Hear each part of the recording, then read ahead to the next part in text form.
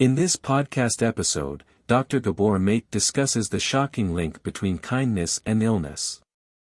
He begins by addressing the current state of distress and the increase in medication use among adults.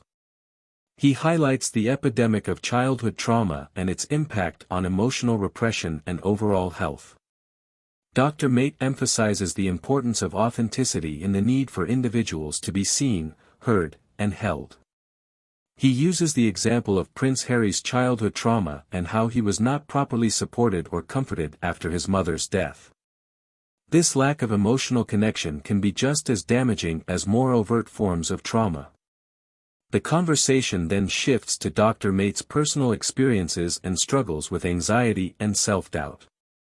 He shares how he recently gave a talk that he felt was not his best, leading to feelings of anxiety and self-criticism. He discusses the symptoms he experienced, such as constant self-criticism and a roiling feeling in his belly.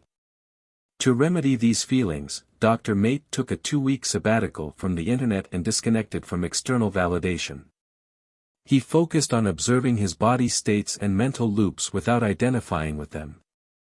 He also sought help from a psychiatrist, recognizing the importance of asking for support.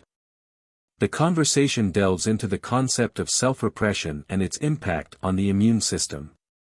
Dr. Mate explains that repressing healthy anger can disturb the immune system, making individuals more susceptible to illness. He highlights the connection between emotional repression and the development of autoimmune diseases and cancer.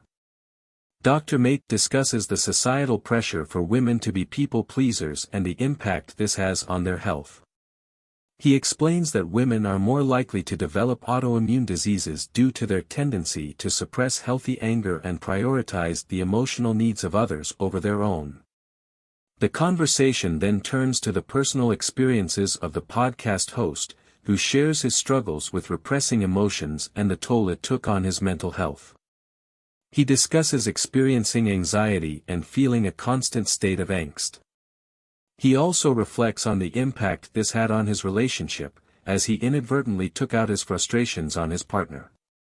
Dr. Mate explains that the cost of self-repression is significant, both emotionally and physiologically. He emphasizes the importance of authenticity and the need to be connected to oneself. He discusses the physiological mechanisms behind emotional repression and its impact on the immune system. The podcast continues with a discussion on the societal pressure for individuals to be nice and the potential risks to one's health.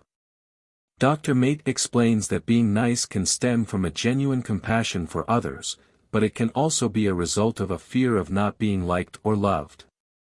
He highlights the need for individuals to prioritize their own needs and not sacrifice their authenticity for the sake of others. Dr. Mate emphasizes that niceness can come from genuine concern for others, but it becomes problematic when it stems from self-repression and a lack of self-care. He suggests that the repression of healthy anger plays a role in the onset of certain diseases. He cites studies that have found ALS patients to be extraordinarily nice and explains that this niceness is a repression of healthy anger. He goes on to discuss the importance of authenticity and the need for individuals to learn how to say no and set boundaries.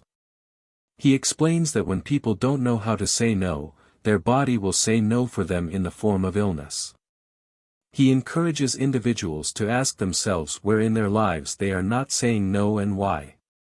By becoming aware of these patterns and beliefs, individuals can start to change their behavior and prioritize their own well-being.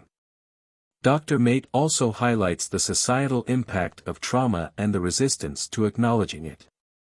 He suggests that recognizing trauma would require the ruling elites to confront the fact that their wealth is based on the traumatization of others. He emphasizes that trauma is not just a personal issue but also a social and collective one.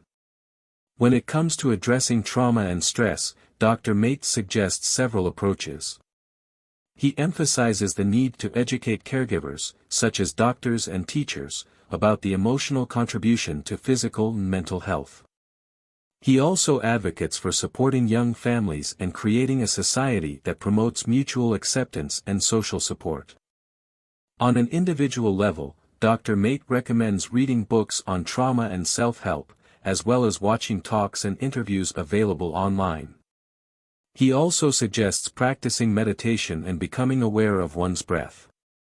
He advises individuals to remove their attachment to social media and other stimuli that contribute to chronic stress. He emphasizes the importance of learning to be comfortable with oneself and being alone, as this is essential for forming healthy relationships. Dr. Mate discusses the role of trauma in relationships and the need for emotional intimacy and authenticity. He explains that relationships can only thrive when both parties are committed to truth and personal growth. He highlights the importance of not relying on a partner to fill one's emotional needs and the need to be comfortable with oneself before entering into a relationship. He also addresses the issue of sexless relationships and suggests that emotional intimacy is often lacking. He explains that jumping into sexuality too early without emotional intimacy can lead to mechanical and unfulfilling sex. He also discusses the parenting dynamic between genders and how it can impact sexual desire. Dr. Mate expresses his concern about the growing manifestations of distress and believes that the world is becoming more difficult for many people. He quotes Noam Chomsky, stating that he is strategically optimistic about the long-term potential of humanity, but tactically pessimistic about the current state of affairs. When asked about solutions, Dr. Mate suggests defining one's goals and aligning actions with those goals. He emphasizes the importance of inner peace as a goal and how it can support other aspects of life, such as work, relationships, and parenting. He encourages individuals to examine their intentions and how they live their lives to ensure alignment between the two. The conversation then shifts to the topic of vulnerability.